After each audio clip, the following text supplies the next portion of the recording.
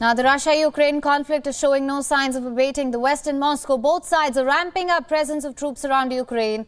In the latest, Britain is now preparing to offer NATO major military assistance against Russia's military maneuvers in the region.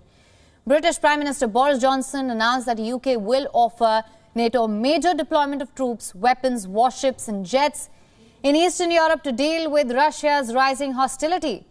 The offer, which is likely to be made to the military chiefs next week, could see London double approximately 1,150 UK troops currently stationed in Eastern European countries.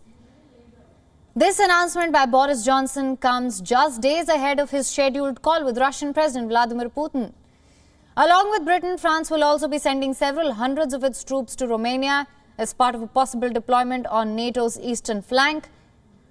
During a radio interview, French Defense Minister Florence Parly said that France needs to reassure Romania, which continues to remain in a high-tension zone.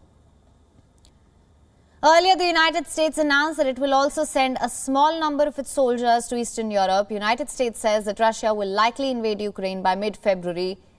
American officials have also reported that Russian build-up near Ukraine includes supplies of blood for the wounded, further raising concerns. The West troop build-up comes as Russia continues to strengthen its military presence near the Ukrainian border. Russian soldiers have surrounded Ukraine from three sides. There are more of them at the border now. The initial estimate was around 100,000. Russia now has 60 battalion groups. How many soldiers is that? Anywhere between 12,000 to 120,000.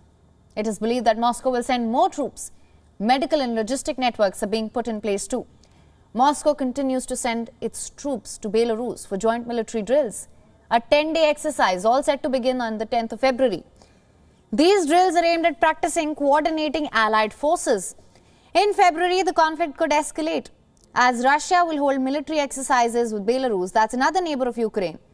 Belarus is on Russia's side. It has been receiving Russian troops and weapons, and this is significant because analysts say from Belarus, Russia can directly target Kyiv. The drills could build more pressure on the West. Belarus's authoritarian ruler Alexander Lukashenko has so far maintained that the country is not interested in a war. He, however, warns that a conflict will only erupt if Belarus or its ally Russia were directly attacked. Так будет война или нет? Да, она будет. Так будет война или нет? Да, она будет. Но только в двух случаях. Если против Беларуси будет совершена прямая агрессия. Если против нашей Беларуси будет развязана горячая война. Мы все как один. И даже те, кто не хочет, станут на защиту нашей земли и нашего Отечества.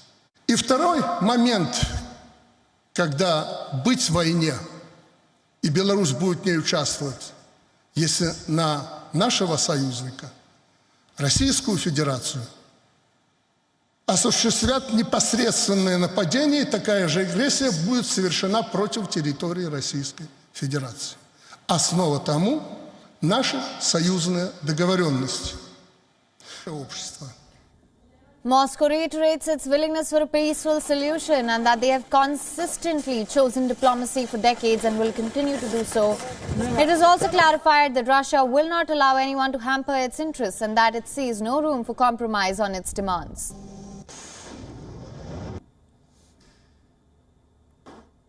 WION is now available in your country. Download the app now. Get all the news on the move.